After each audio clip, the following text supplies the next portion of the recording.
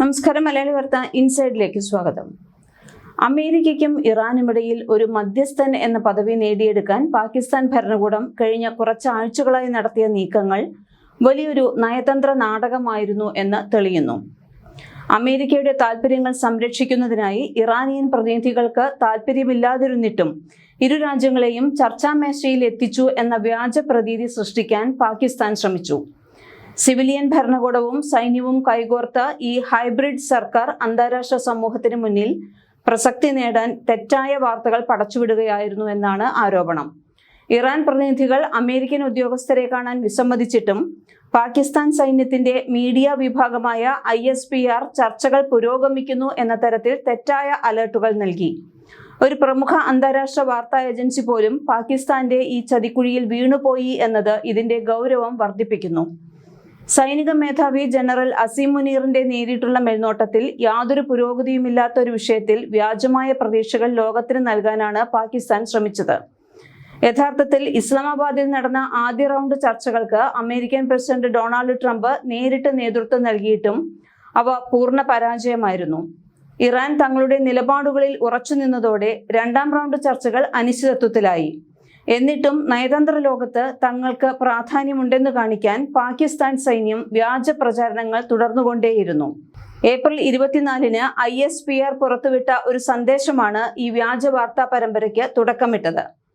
Iran വിദേശകാര്യമന്ത്രി Abbas Araghchi ഇസ്ലാമാബാദിൽ എത്തുമെന്നും ഉടൻ തന്നെ അമേരിക്കയുമായുള്ള രണ്ടാം റൗണ്ട് സമാധാന ചർച്ചകൾ ആരംഭിക്കുമെന്നും പാകിസ്ഥാൻ അവകാശപ്പെട്ടു.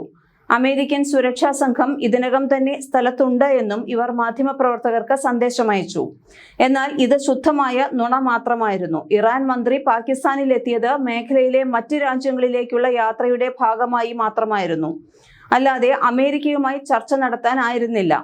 ഇറാൻ വിദേശകാര്യ വക്താവ് ഇസ്മായിൽ ബഗായി പാകിസ്ഥാന്റെ ഈ വാദങ്ങളെ പരസ്യമായി തള്ളിപ്പറഞ്ഞിരിക്കുകയാണ്. അമേരിക്കയുമായി യാതൊരു ചർച്ചയ്ക്കും തങ്ങൾ പദ്ധതിയിട്ടിട്ടില്ല എന്നും ഇറാന്റെ നിരീക്ഷണങ്ങൾ പാകിസ്ഥാൻ ഉദ്യോഗസ്ഥരെ അറിയിക്കാൻ മാത്രമാണ് എത്തിയതെന്നും അദ്ദേഹം എക്സിലൂടെ വ്യക്തമാക്കി. പാകിസ്ഥാൻ സൈന്യം ലോകത്തെ വിശ്വസിപ്പിക്കാൻ ശ്രമിച്ച രഹസ്യ ചർച്ച എന്ന കള്ളം ഇവിടെ പൊളിഞ്ഞു വീഴുകയായിരുന്നു. Iran president Masoud Pezeshkian Pakistan പ്രധാനമന്ത്രി ഷഹബാസ് ഷെരീഫിനെ ഫോണിൽ വിളിച്ച് തങ്ങളുടെ കർക്കശമായ നിലപാട് വ്യക്തമാക്കിയിരുന്നു. ഭീഷണികളിലൂടെയോ ഉപരോധങ്ങളിലൂടെയോ ഇറാനെ ചർച്ചാമേശയിലേക്ക് കൊണ്ടുവരാമെന്ന് കരുതേണ്ടെന്ന് അദ്ദേഹം തുറന്നടിച്ചു. ഹോർമുസ് കടലിടുക്കിൽ ഇറാനിയൻ കപ്പലുകൾക്ക് അമേരിക്കൻ നാവികസേന ഉപരോധം ഏർപ്പെടുത്തിയിരിക്കുന്ന സാഹചര്യത്തിൽ ഒരു വിട്ടുവീഴ്ചയ്ക്കും ഇറാൻ തയ്യാറായിരുന്നില്ല.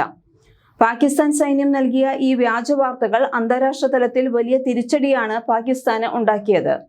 ഇറാൻ വിദേശകാര്യമന്ത്രി പാകിസ്ഥാൻ ഉദ്യോഗസ്ഥരുമായി വെറും 2 മണിക്കൂർ മാത്രമാണ് കൂടിക്കാഴ്ച നടത്തിയത്.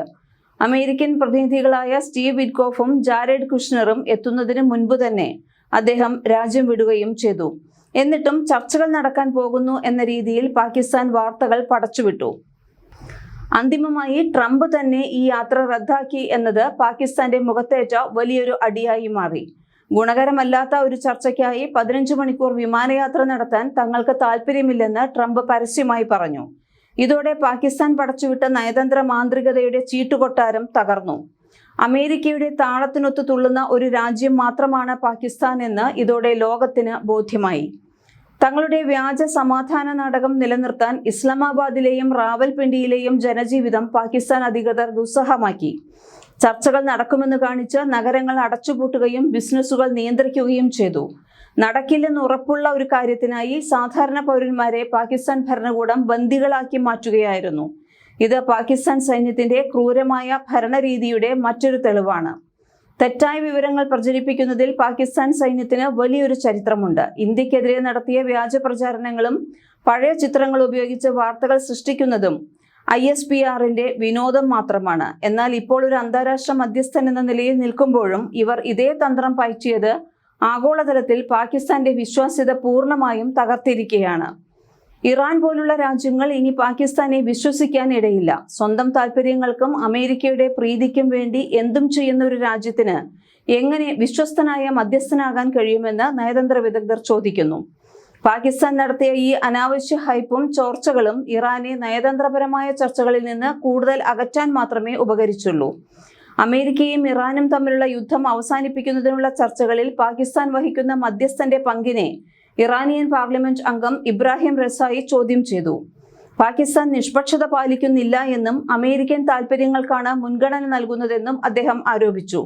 പാകിസ്ഥാൻ ഇറാന്റെ നല്ലൊരു അയൽരാജ്യവും സുഹൃത്തുമാണെങ്കിലും ചർച്ചകൾക്ക് നേതൃത്വം നൽകാൻ ആവശ്യമായ വിശ്വാസ്യത അവർക്കില്ലെന്ന് ഇറാന്റെ ദേശീയ സുരക്ഷാ വിദേശനയ കമ്മീഷൻ വക്താവായ റസായി പറഞ്ഞു. പാകിസ്ഥാൻ എപ്പോഴും ഡൊണാൾഡ് ട്രംപിന്റെ താൽപര്യങ്ങൾക്കൊപ്പം നിൽക്കുന്നവരാണെന്നും അമേരിക്കയുടെ ആഗ്രഹങ്ങൾക്കെതിരെ സംസാരിക്കാൻ അവർ തയ്യാറല്ലെന്നും അദ്ദേഹം എക്സ് പ്ലാറ്റ്ഫോമിൽ കുറിച്ചു. ഇറാനിയൻ നിയമസഭാംഗം ഇബ്രാഹിം റസായിയുടെ വാക്കുകൾ പാകിസ്ഥാന്റെ ഇന്നത്തെ അവസ്ഥയെ കൃത്യമായി വരച്ചുകാട്ടുന്നു. അമേരിക്കയുടെ ഒരു ഉപഗ്രഹമായി പാകിസ്ഥാൻ മാറിയെന്ന യാഥാർത്ഥ്യമാണ് ഇവിടെ വെളിപ്പെടുന്നത്. ലെബനൻ വിഷയത്തിലും മരവിപ്പിച്ച ഇറാനിയൻ ആസ്തികളുടെ കാര്യത്തിലും അമേരിക്ക നൽകിയ വാഗ്ദാനങ്ങൾ ലംഘിച്ചപ്പോൾ പോലും പാകിസ്ഥാൻ പ്രതികരിച്ചില്ലെന്ന് അദ്ദേഹം ചൂണ്ടിക്കാട്ടി. അമേരിക്ക ആദ്യം അംഗീകരിച്ച പല നിർദ്ദേശങ്ങളിൽ നിന്നും പിന്നീട് പിന്മാറിയപ്പോൾ അത് ലോകത്തോട് വിളിച്ചു പറയാൻ പാകിസ്ഥാൻ തയ്യാറായില്ലെന്നും ഒരു മധ്യസ്ഥൻ എപ്പോഴും നിഷ്പക്ഷനായിരിക്കണമെന്നും അദ്ദേഹം വ്യക്തമാക്കി. ഇറാൻ വിദേശകാര്യമന്ത്രി അബ്ബാസ് അരാക്ചി കഴിഞ്ഞയാഴ്ച പാകിസ്ഥാനിലും ഒമാനിലും ചർച്ചകൾക്കായി സന്ദർശനം നടത്തിയിരുന്നു. ഇതിന് പിന്നാലെയാണ് പാകിസ്ഥാനെതിരെ കടുത്ത വിമർശനവുമായി റസായി എത്തിയത്.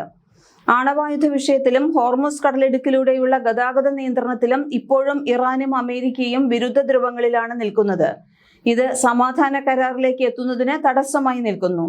യുദ്ധം അവസാനിപ്പിക്കാൻ ചർച്ചകൾക്ക് ഇറാൻ തയ്യാറാണെങ്കിൽ അവർക്ക് തന്നെ ഫോൺ വിളിക്കാവുന്നതാണെന്ന് അമേരിക്കൻ പ്രസിഡന്റ് ഡൊണാൾഡ് ട്രംപ് പറഞ്ഞു. എന്നാൽ ഇറാനിൽ ആണവായുധങ്ങൾ നിർമ്മിക്കാൻ പാടില്ലെന്ന കർശന നിബന്ധനയും ട്രംപ് മുന്നോട്ട് വെച്ചിട്ടുണ്ട്. ഫെബ്രുവരി 28-ന് ഇറാനു നേരെയുണ്ടായ അമേരിക്കൻ ഇസ്രയേൽ ആക്രമണത്തോടെയാണ് യുദ്ധം ആരംഭിച്ചത്. വെടിനിർത്തൽ നിലവിലുണ്ടെങ്കിലും ആയിരക്കണക്കിന് ആളുകളുടെ ജീവനെടുക്കുകയും ആഗോള സാമ്പത്തിക വ്യവസ്ഥയെയും എണ്ണവിലയെയും ബാധിക്കുകയും ചെയ്ത ഈ യുദ്ധം പൂർണ്ണമായി അവസാനിപ്പിക്കാനുള്ള സ്ഥിരമായ കരാറിൽ ഇരു രാജ്യങ്ങളും ഇതുവരെ എത്തിയിട്ടില്ല. ചുരുക്കത്തിൽ മധ്യസ്ഥൻ എന്ന വ്യാജവേഷം കെട്ടിയാടാൻ ശ്രമിച്ച പാകിസ്ഥാൻ ഭരണകൂടം സ്വന്തം ജനങ്ങളെയും ലോകത്തെയും ഒരുപോലെ വഞ്ചിച്ചു. ഇറാൻ ഉയർത്തിയ ശക്തമായ നിലപാടുകൾക്ക് മുന്നിൽ പാകിസ്ഥാന്റെയും അമേരിക്കയുടെയും തന്ത്രങ്ങൾ പരാജയപ്പെട്ടു. ഈ സംഭവം പാകിസ്ഥാനെ ട്രംപിന്റെ പാദസേവകനായി ലോകത്തിനു മുന്നിൽ തുറന്നുകാട്ടുകയും ഇറാനെ മേഖലയിലെ കരുത്തുറ്റ ശക്തിയായി അടയാളപ്പെടുത്തുകയും ചെയ്തു. മലയാളി വാർത്ത ഇൻസൈഡ്.